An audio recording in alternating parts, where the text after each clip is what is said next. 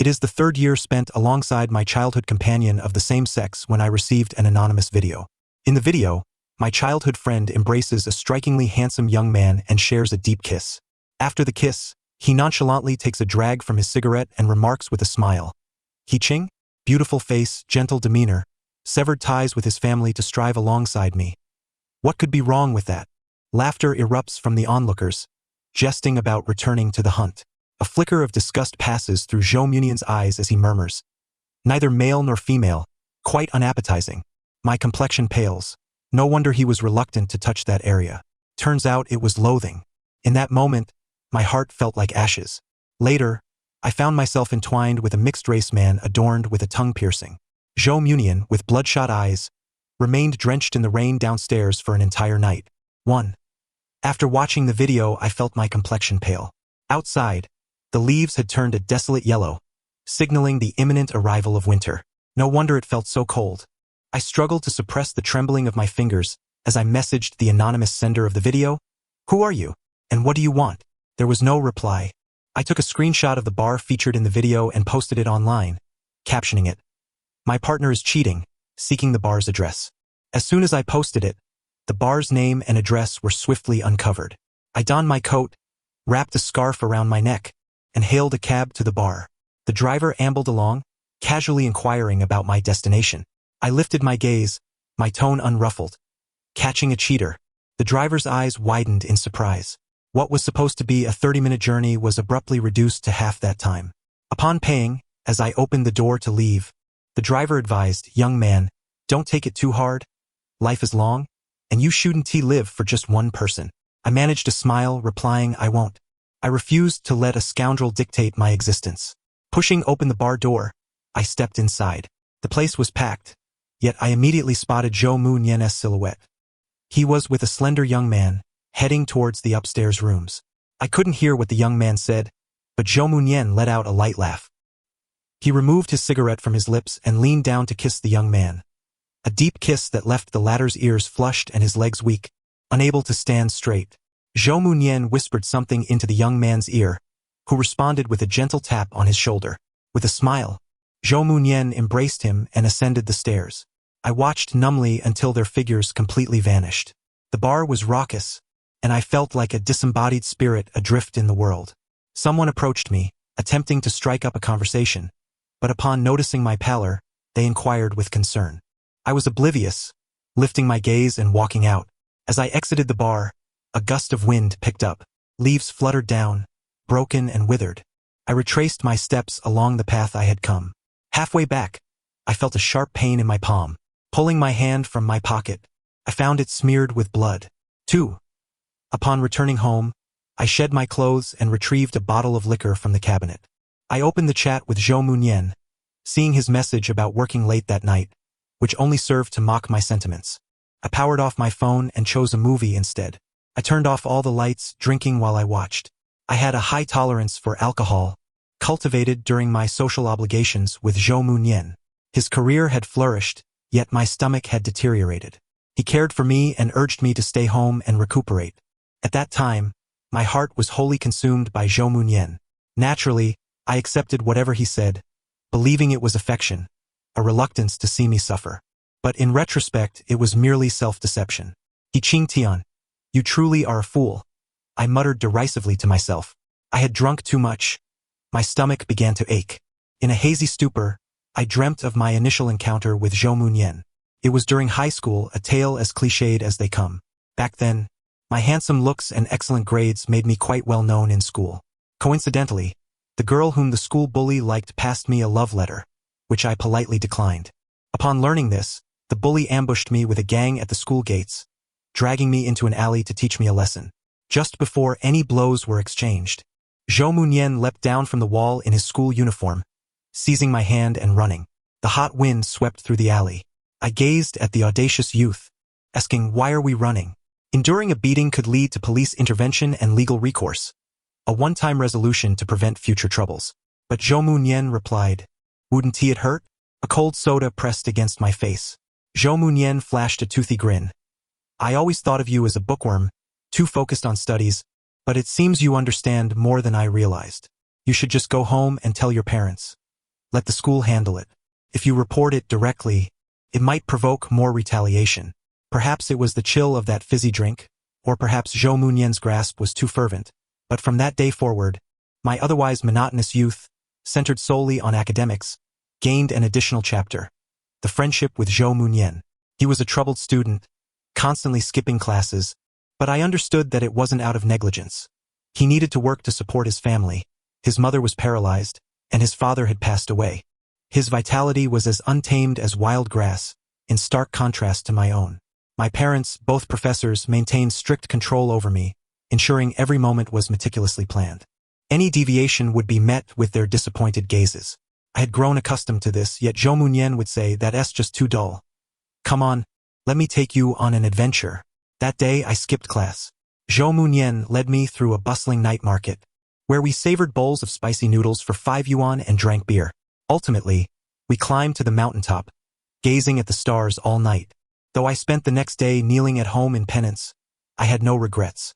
I learned the art of duplicity and what it truly meant to have feelings for someone.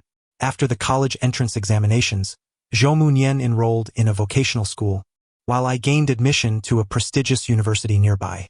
He continued working daily, and we remained close friends. Upon graduating from university, Zhou Munyan intended to venture south to start a business, while my parents urged me to study abroad. For the first time, I said no. My mother flung my diary at me.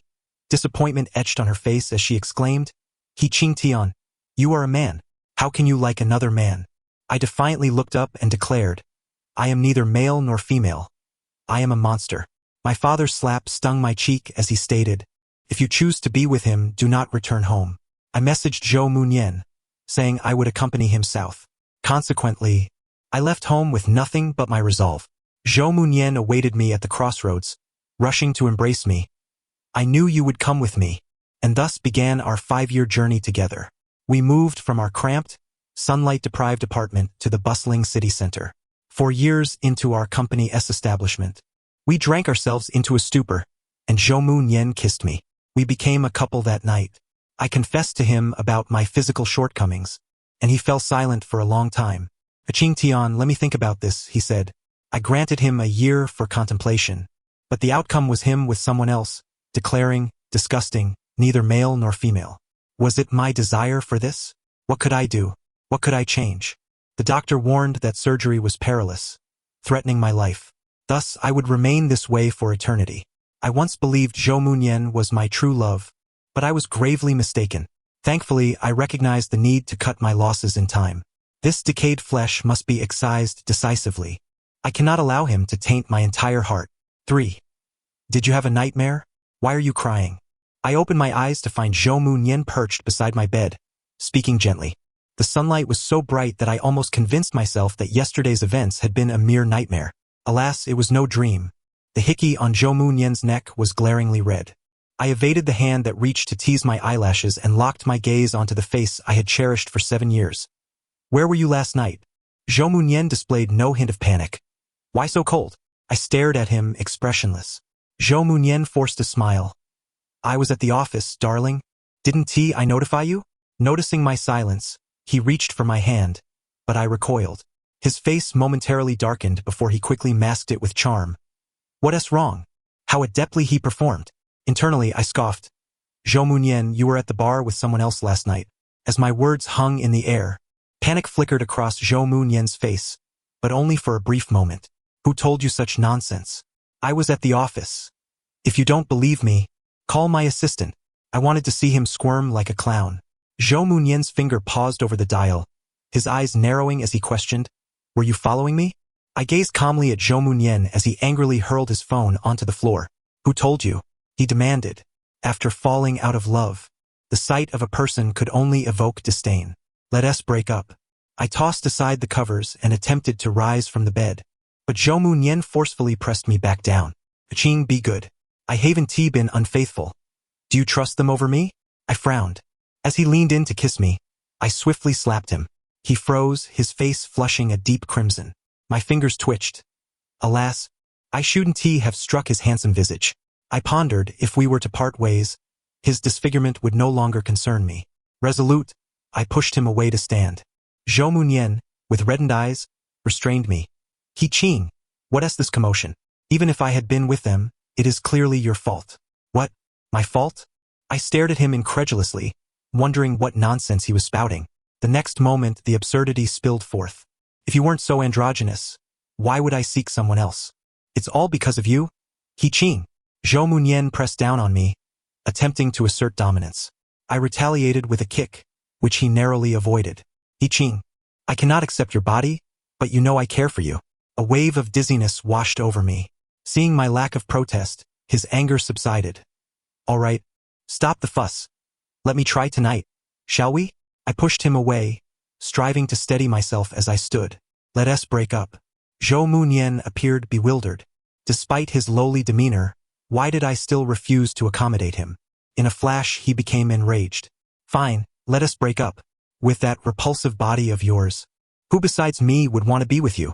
With that, he stormed out, slamming the door behind him. The reverberation echoed throughout the room. I clenched my fists, my knuckles turning pale. My eyes began to sting. It turns out that when one is at their utmost sorrow, tears are often silent. I tilted my head slightly, attempting to hold back the tears, but to no avail. In a fluster, I wiped my eyes, only for the tears to multiply. They splattered onto the floor like blossoms in bloom. I spent the entire afternoon collecting Zhou Munyan's belongings. The house was under my name. His possessions had no right to linger here. Several large bags of his discarded items piled up at the door. Immediately, I contacted a lawyer to put the house up for sale. Subsequently, I booked a flight abroad and packed my bags to leave. Upon arriving at the airport, I instructed my lawyer to sell all my shares in Zhou Munyan's company at a bargain price. After completing all these tasks, I removed my SIM card and tossed it into the trash before turning to board the plane. As I gazed out the window at the clouds, a sense of lightness enveloped me. In truth, making a decision was not as daunting as I had imagined. Though it would hurt, life is inherently about enduring various pains. When the plane landed, it was already night. My destination was an island, renowned for its breathtaking scenery. I had heard it was a private island that had only recently opened to the public. I felt fortunate to be among the first visitors. The night was lively, and as I leisurely strolled towards the hotel, I appreciated the atmosphere. Shouts echoed from a nearby alley.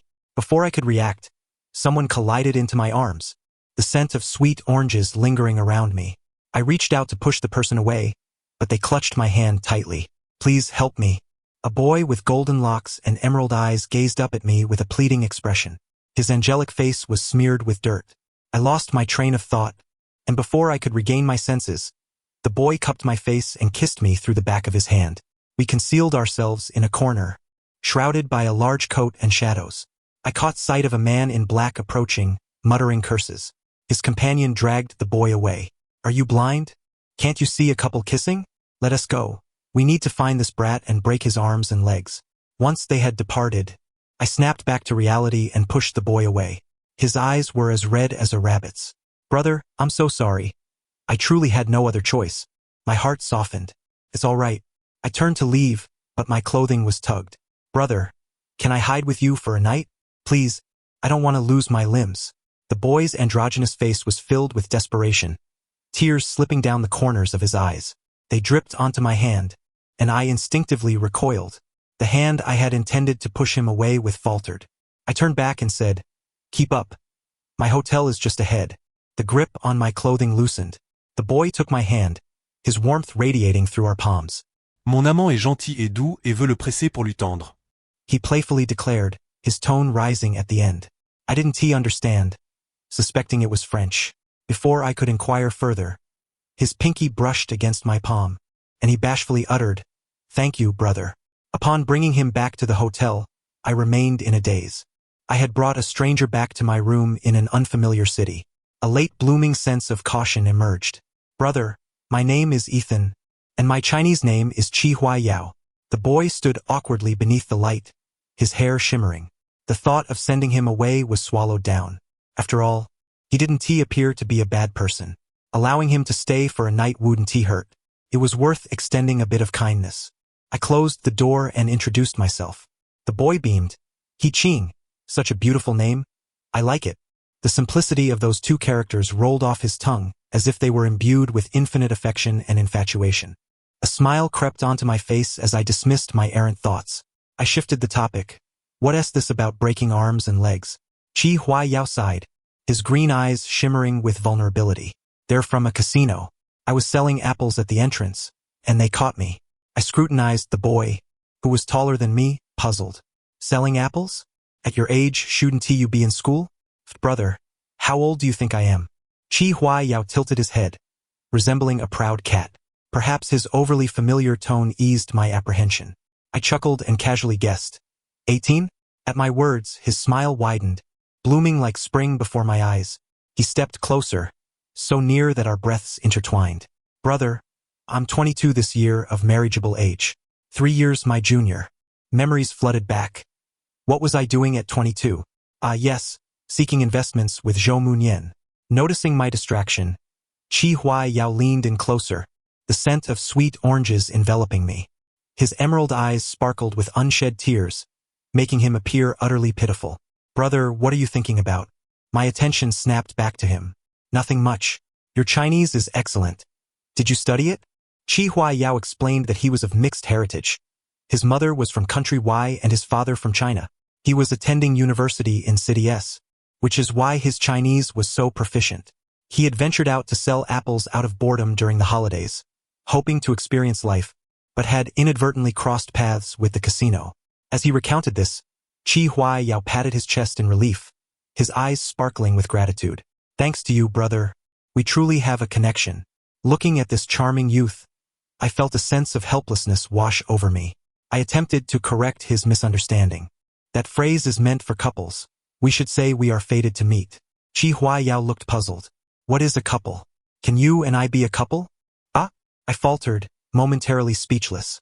Taking a deep breath, I unlocked my phone to seek knowledge from the intelligent AI. Chi Huayao was intently focused on the screen, while I shook my head and began to pack my belongings. The rustling sounds harmonized with Chi Huayao's soft recitations, creating a serene atmosphere. However, I never anticipated that Chi Huayao would become attached to me. He claimed to visit this place every holiday, professing his familiarity, and offered to be my guide. Upon witnessing his pitiful expression, I ultimately relented. I insisted on giving him a tip, but he declined, playfully tugging at my clothing as he smiled over his shoulder. If that's the case, brother saved me, and according to ancient customs, I should offer myself in return. Very well. This little foreigner indeed has a long journey ahead in his quest for knowledge. Chi Huayao was genuinely well acquainted with this place. Apart from the casino, everyone on the island seemed to recognize him. But why did he only seek my help that day? Never mind. It mattered not whether it was true or false. I shook my head, dismissing the thought. The fiery clouds painted the lake's surface, a testament to nature's wonders. Chi Huayao grasped my hand, asking, Brother, would you like to try something thrilling? I was taken aback. What? He pulled me into the lake, which was ablaze with the sunset's reflections. The still surface shattered, creating ripples. In my panic, I sought something to cling to. Like a merman, Chi Huayao swam to my side, wrapping his arms around my waist. Brother, are you afraid of water? I clutched him tightly, my initial annoyance dissipating at the sight of his striking face. Not afraid, just caught off guard. I wasn't prepared. Chi Huayao smiled. Brother, shall we explore the underwater world? My heart raced, and after a moment, I nodded. He guided me to hold my breath and dive. I slowly opened my eyes, beholding a world unknown to me. Colorful fish swam around, while Chi Huayao held my hand, moving gracefully like a fish in my vicinity. It felt strange. My heart raced in an unusual manner. As I needed to surface for air, Chi Huayao held me close. He leaned in and the fish scattered. His beautiful face loomed larger before me, his lips warm against mine. Chi Huayao kissed me, infusing my lungs with a steady stream of oxygen, and my heart raced even faster. Realizing what had transpired, I abruptly pushed him away and swam to shore. I sat on the bank, gasping for breath, while Chi Huayao surfaced, droplets cascading from his chin. His clothes clung to his form, revealing toned abs and chest, causing me to hastily avert my gaze. Brother, I'm sorry. I just wanted you to appreciate the lake's beauty, so I gave you oxygen. He half knelt before me, explaining with a pitiful expression. My heart softened. I'm not angry. Don't overthink it. Let us head back. Only then did Chi Huayao smile. On our way back, he He tilted his head and asked, "Brother, do you enjoy thrilling games?" "Do I?" I was uncertain. I had always adhered to the rules, with the sole exception being my time with Zhou Munyan. After being together, I indeed contemplated inviting him to join me in skydiving, bungee jumping, and other exhilarating pursuits. Yet he would merely look at me helplessly, saying, "Aching, you aren't a child anymore. I'm busy, and I don't have time to accompany you." Noticing my displeasure, he would add, "Aching, your health isn't suited for such activities. What if something were to happen?" But was my health truly an issue? I did not know. Thus, when Qi Huayao inquired about my willingness to participate, I nodded. I wanted to play. Qi Huayao was an exceptional guide, possessing professional diving and skydiving certifications. He had experienced many extreme games I had longed for. We jumped from the plane, the azure sky and white clouds behind us, the ocean and forests below. The wind howled past our ears as we plummeted from the cliff. The lake below seemed to embrace us. Just as I was about to plunge into it, the sky pulled me back. Each time my adrenaline peaked, Qi Huayao was right behind me, as if he would never leave.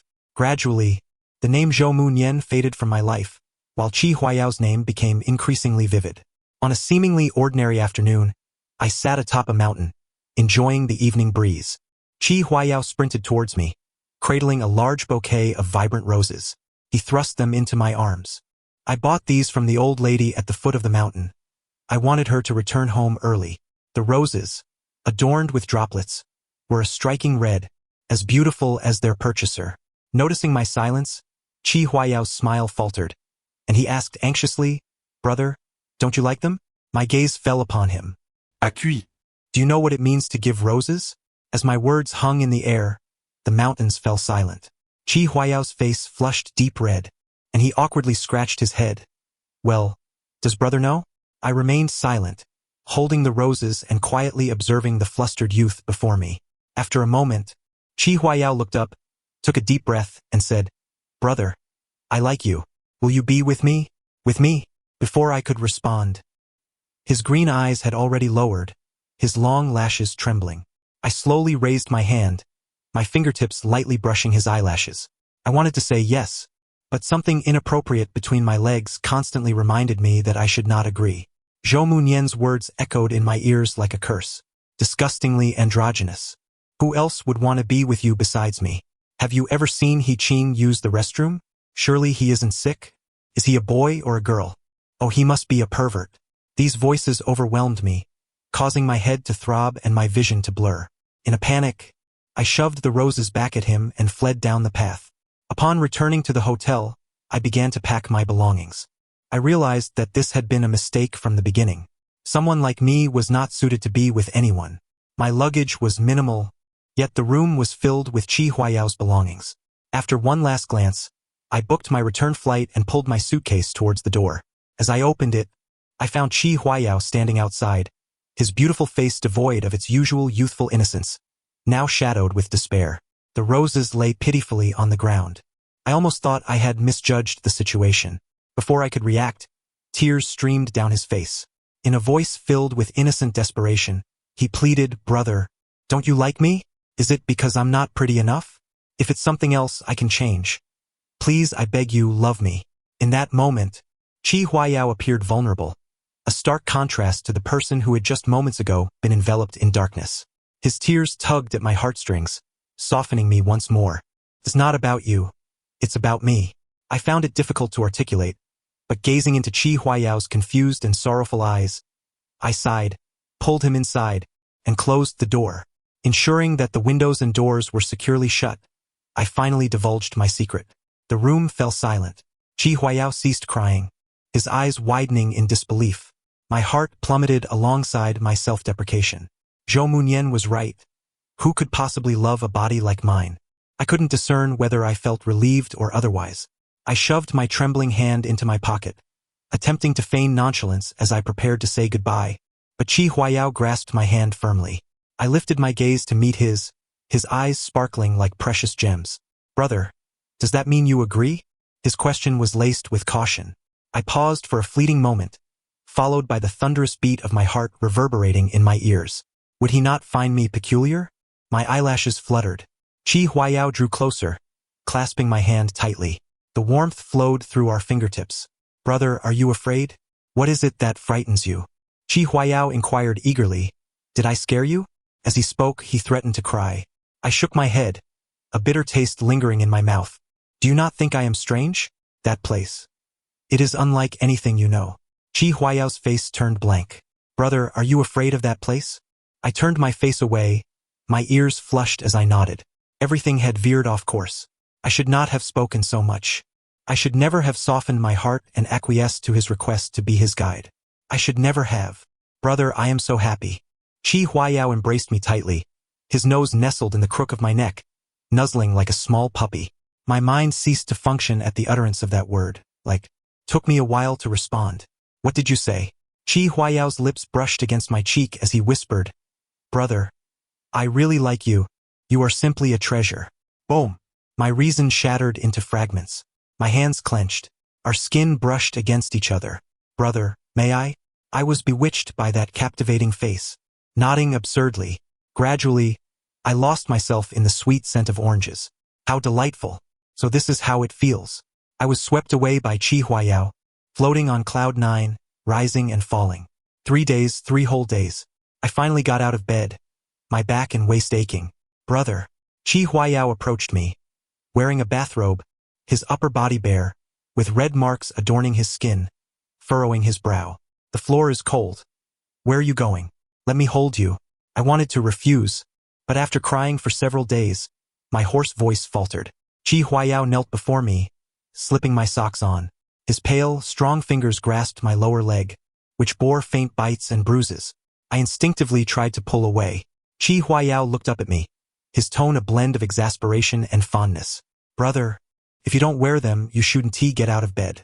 The memories of those 3 days filled me with a mix of humiliation and joy. I placed one foot on Qi Huayao's abdomen, playfully nudging him. He let out a soft grunt, a smile tugging at his lips. Brother, it seems you're still not tired enough. My face flushed, and because of excessive use, my body responded slightly. I didn't mean it like that. Qi Huayao paid no heed. His fingers dug into my thigh as he focused solely on his desires. I grasped his hair with one hand and bit my lip with the other, stifling those suggestive sounds. Those days of entanglement always passed swiftly. Although Qi Huayao was young, he was quite skilled. The tears in my eyes never ceased. Yet it was undeniably pleasurable. Over 20 years of emptiness were wholly filled in that moment by Qi Huayao. I gazed lazily at the light outside the floor-to-ceiling window, stifling a yawn. The tears at the corners of my eyes were wiped away by a hand reaching from behind. Awake? Are you hungry? I shook my head, naturally nestling into Qi Huayao's embrace, inhaling his scent. I mumbled, my waist hurts, and my legs ache. Qi Huayao chuckled softly, his hand resting on my waist, kneading gently yet firmly. I stretched my legs comfortably, my hand casually draping over his shoulder, my face resting against his chest. This is all your fault. I told you to stop. I shot him a glance, grumbling, Qi, you really don't listen. Qi Huayao held the back of my neck and nibbled on my ear. If I don't listen, brother is truly wronged.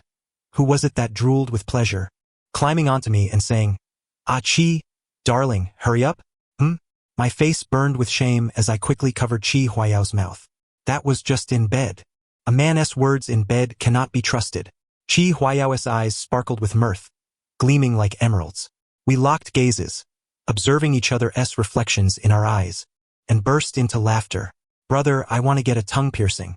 I sat in Qi Huayao's lap, delicately sipping porridge from a bowl. At his words, I tilted my head to look at him.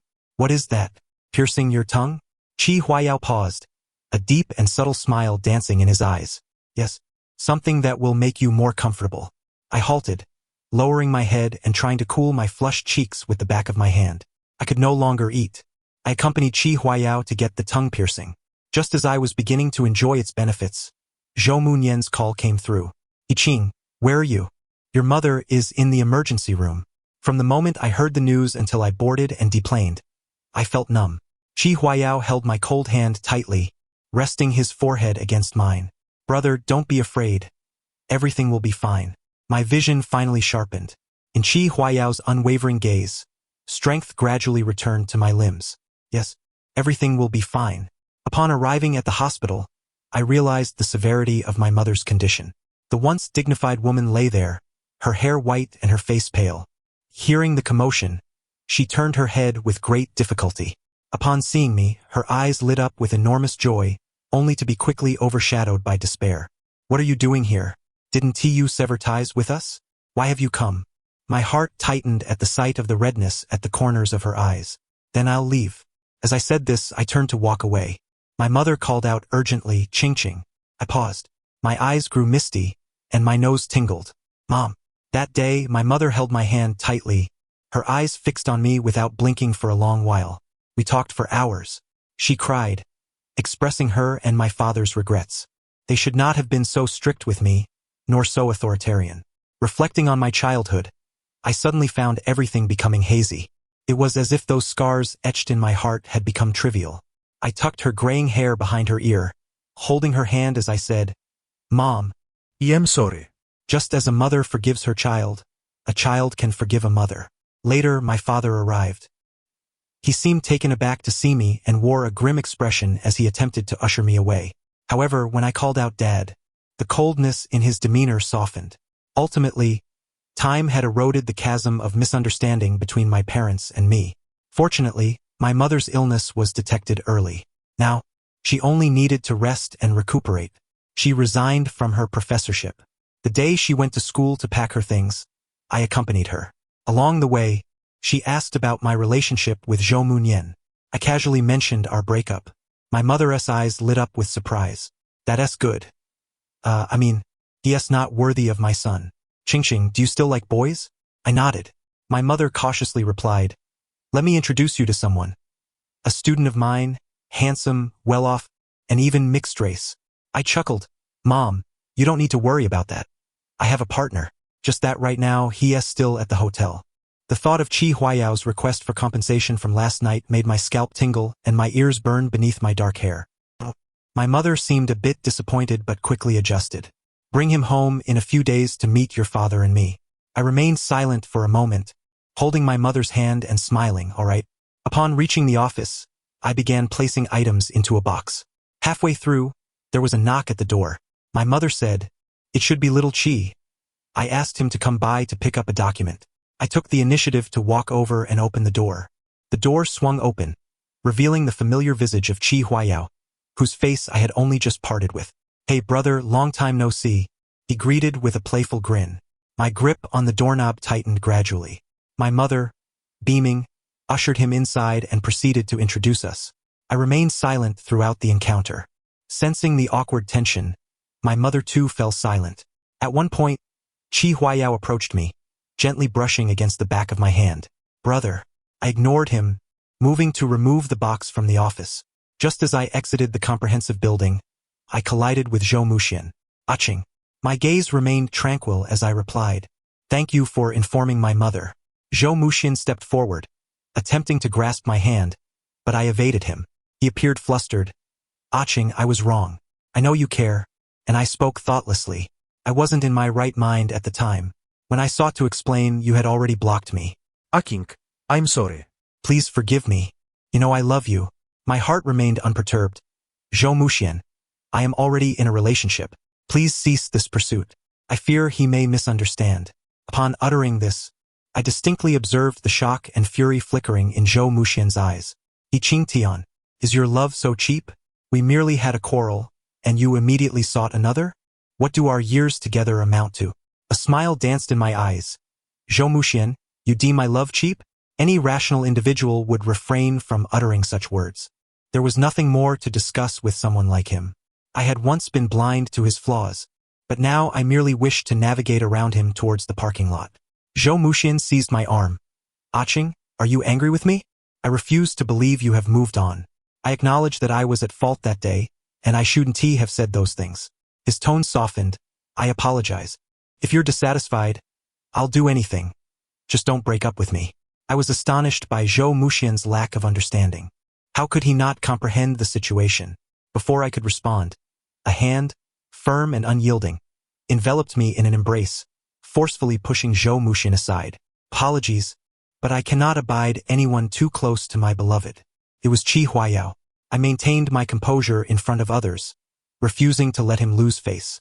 Qi Huayao held on to me, his gaze coldly fixed on the visibly jealous Zhou Muxian. I subtly slipped my hand from his grip, wondering why he ceased the pretense. Deceiver. Qi Huayao looked down at me, the frost in his demeanor dissipating. Brother. I averted my gaze. Where is my mother? Qi Huayao responded obediently. The teacher has gone to the academic affairs office. I responded with a nonchalant I thrust the box into his arms. Are you free tonight? My parents would like to have dinner with you. Qi Huayao, if he had a tail, would have been wagging it fervently. Yes, of course. I'll make a reservation. I avoided looking at his handsome face. No need. We'll eat at home. Put the things in the car. All right, brother. Our intimate interactions, laden with unspoken tension, rendered Zhou Muxian utterly incensed. Di Qingtian, have you truly found someone else? I replied impatiently. Zhou Muxian, we are already broken up. Zhou Muxian inhaled deeply. Aching, I was impulsive back then. Let us sit down and talk things over. Shall we? I declined and turned to leave. Qi Huayao followed closely behind me. Di Qingtian, is this your version of love? Just days after our breakup, you've already found a new partner. Is your love truly so inexpensive? Zhou Muxian's voice thundered from behind. Qi Huayao's expression darkened further. I cast a knowing glance at him, and he immediately donned an expression of innocent naivety. I chuckled inwardly, planning to settle the score later. My parents were thoroughly pleased with Qi Huayao, especially when they learned of his royal lineage in country Y. Their satisfaction reached its zenith. The tales of a boy working summer jobs and one who was unloved by his parents were mere fabrications. I ate my meal in silence. Qi Huayao called out to me several times, but I ignored him. After dinner, to preempt any unreasonable requests from Qi Huayao, I took the initiative to offer him a ride back to his hotel. The journey was marked by my quietude. Upon arriving at the hotel, I coldly instructed him to exit the vehicle. Qi Huayao appeared restless. Brother. I raised an eyebrow. I would never presume to be your brother. I could never reach such heights. No, that's not it. I didn't mean to keep it from you, Qi Huayao stammered, desperately tugging at my sleeve. I feared that if you knew my identity, you would no longer feel compassion for me. I scoffed. Now that the truth is out, I am even less inclined to be compassionate. Qi Huayao was rendered utterly helpless. He lunged forward, capturing my lips in a kiss. My body, familiar with his, offered no resistance. He had foregone his tongue piercing for dinner with my family, yet I still found myself entranced by the kiss. Let go. Qi Huayao refused, clutching me tightly. Brother, your words are truly hurtful. I licked my swollen lips. Not only do my words hurt, but my hand can inflict pain as well. Would you care to test that? At my words, I noticed a spark of eagerness in Qi Huayao's eyes. I laughed in exasperation. Such a little pervert. Get out. Think carefully tonight about how you will explain yourself. Only then will I consider forgiving you. As Qi Huayao jested and hesitated to exit the vehicle, a knock sounded on the window. It was Zhou Muxian. Upon seeing my lips, his fists clenched and his face paled. Di Qingtian, on the day we broke up, did someone send you a video? It was him. Zhou Muxian pointed accusingly at Qi Huayao beside me. I paused, slowly shifting my gaze to Qi Huayao, who offered no defense, merely staring intently at me. His green eyes resembled a tranquil lake, threatening to drown me. He is a deceiver. He deliberately sought to tear us apart. The island you visited is not open to the public. He is the owner, and this was all a trap he set for you. Zhou Muxian reached out to pull me away. Aching, this person is too dangerous. You are being manipulated without even realizing it. Come with me, Aching. I remained in a state of shock. Qi Huayao sneered. Manipulated? And what of you, Zhou Muxian? Do you consider yourself a good person? If you truly loved your brother, how could you bear to make him suffer? Brother sold off his shares, and the company is now in turmoil. You know, he panicked, reminiscing about the good times with brother. While you were out being flirtatious with others, did you ever consider what would happen when brother found out? Hypocritical and disgusting, using brother's soft-heartedness and nostalgia to bind him to you while fearing his potential threat to your position at the company. All under the pretense of keeping him at home. Now, how can you possibly face him and accuse him of having cheap love? You actually wish for brother to leave with you? You are truly deluded. Without waiting for Zhou Muxian to respond, Qi Huayao exited the vehicle, taking me into the hotel. Once we entered the elevator, I finally regained my senses. I regarded the boy, 3 years my junior, with a complex expression. How did you know? Qi Huayao, having shed his sharp tongue and bitterness, resembled a child caught in wrongdoing. Brother, I sighed, pushing open the door and stepping inside. I removed my jacket, rolled up my sleeves and sat down, resting my forehead on my hand, lazily stating, "You have 1 hour to gather your thoughts. Provide me with a satisfactory explanation. If not, I will definitely ensure brother is satisfied." Qi Huayao interrupted in a panic, kneeling obediently before me. I ignored him, enduring his pitiful act. I turned my face away. Qi Huayao, realizing his plan was failing, got up and went to the bathroom. After a moment he returned, leaning close to me. "Brother, I brought my tongue piercing. Shall we play while you explain?" This way, brother would be less likely to kick him out. Even in anger, should he exert himself just a little more, I reckon that ire would dissipate by half. How could I be unaware of Qi Huayao's schemes? Upon gazing at the diamond tongue stud I had personally selected, my heart stirred. I cast my eyes downward, silently acquiescing to his actions. "Brother, in truth I have harbored feelings for you for quite some time."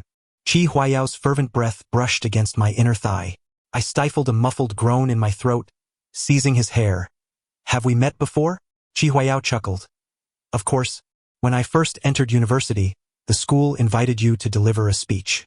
Zhou Munian was with you, and backstage you tenderly tied his tie." A sharp intake of breath escaped me as Qi Huayao bit me. "Brother, do you know what I was thinking then? I thought from now on, those hands would only tie ties for me." My heart trembled. Qi Huayao let out a soft laugh, sharing a damp kiss with me. "What, brother? Did you not expect this? At that time, I even asked you for your contact information, but you gently declined. Even your refusal was so heart-stirring." Qi Huayao's words were laced with a sigh. My mind was rendered into a muddled pulp by that diamond, leaving me no room for contemplation. "You were delivering your speech, while Zhou Munian was asking my roommate for your contact details. Thus, I thought, for your happiness, I must ensure you see through this scoundrel. Yet I feared causing you pain, hesitating to reveal the truth. After all, you adored that wretch so deeply. I felt like a swan being slaughtered, my gaze unfocused as I stared at the ceiling. My body trembled slightly from the overwhelming stimuli. The diamond rested against my lower abdomen. Qi Huayao grasped my waist, lifting me up, but I still sent a message. "You inquired who I was, and I dared not reply. When you broke up with Zhou Munian, I was overjoyed. Knowing you were going abroad to soothe your heart, I hastily announced my mother's island to the public, and only when I saw you had signed up did I feel at ease. The subsequent events, brother, you are already aware." I clung tightly to Qi Huayao's back, terrified of falling. "Qi Huayao, which version of you is the true one?" My voice trembled. Qi Huayao kissed my eyes. "The one that loves you." My eyes fluttered as I cupped Qi Huayao's face and kissed him. "Will Qi Huayao love me forever?" "He will." Rain began to fall heavily. Qi Huayao and I embraced each other, drenched in the downpour, while Zhou Munian, disheartened below, was entirely buried in the past. Now, with Qi Huayao, I possessed a bright and blissful future. I watched him strive and reached out to touch his eyelashes. "Qi Huayao, would you make me faint, please?" Qi Huayao's gaze deepened as he looked down at me, a slow smile gracing his lips. "Brother, this is what you requested." I opened my arms, gazing at him tenderly. "Yes, let me feel your love." Qi Huayao, with an expression full of excitement, made me feel the intensity of his passion. On the afternoon of the 3rd day, I awoke, hazily gazing at the sun. Qi Huayao, having risen, held me tightly. His voice, laced with the raspy and languorous timbre of someone just awakened, inquired, "Darling, is your husband doing all right?" I strained my voice to utter a single word. "All right." But truly, he was more than all right, especially with that diamond tongue stud adorning him. In the 2nd month of our togetherness, Qi Huayao introduced me to his mother, the renowned painter Miss Darlene. She was stunning and gentle, taking my hand to adorn my finger with a ring set with an emerald. "Dear, this was given to me by Ethan's grandmother, symbolizing family power." The thought of Qi Huayao's immense wealth startled me, and I nearly removed it, only to be stopped by Darlene. "Dear, this is our acknowledgement of you. Thank you for keeping Ethan, this little devil, in check." I was taken aback, and Darlene laughed, explaining, "I learned that Qi Huayao was quite the rebellious spirit. Smoking, drinking, and reckless driving were the hallmarks of a delinquent youth. Yet, Darlene explained that he had a cleanliness obsession regarding emotions and was rather narcissistic, believing no one was worthy of him. Thus, he had not engaged in early relationships, or I was his first. I pondered Chi Huayao's adeptness and questioned, was it truly his first? Darlene then led me to Chi Huayao's bedroom, where I was greeted by a room adorned with countless photographs and enormous posters, all featuring me. If you told me my narcissistic son could ever be infatuated with someone, I would not have believed it. But the truth is, dear, Ethan loves you deeply. My eyes curved in a smile. I know. Only I was aware of the fervency of Chi Huayao's love. After meeting Chi Huayao's parents, he arranged for a double date. In the spring, we obtained our marriage certificate abroad. He accompanied me in trying everything I adored, while I supported him in completing his university studies. After graduation, instead of joining his father's company, he whisked me away on our honeymoon. We traveled the world, leaving behind traces of our love at every destination. After visiting Chi Huayao's parents, he arranged for a double date. In spring, we obtained our marriage certificate abroad. He accompanied me in trying everything I adored, while I supported him in completing his university studies. After graduation, instead of joining his father's company, he took me on our honeymoon. We traversed the globe, leaving behind imprints of our love at each stop. Later, we heard of Zhou Munian's current plight. By chance, we learned that Zhou Munian's company had gone bankrupt, leaving him in dire straits and suffering from an illness brought on by his reckless lifestyle. In short, he was destitute. I sighed at the unpredictability of life, prompting Chi Huayao to mistakenly believe I was pining for my ex, and he dealt with me harshly. After he received a slap from me and heard my explanation, he gazed at me with longing, saying, "Brother, over here." I helplessly cast aside all irrelevant thoughts and entwined with my beloved. Our journey continues unabated, for our love knows no end. The story concludes here. Thank you for listening, and until we meet again in the next tale.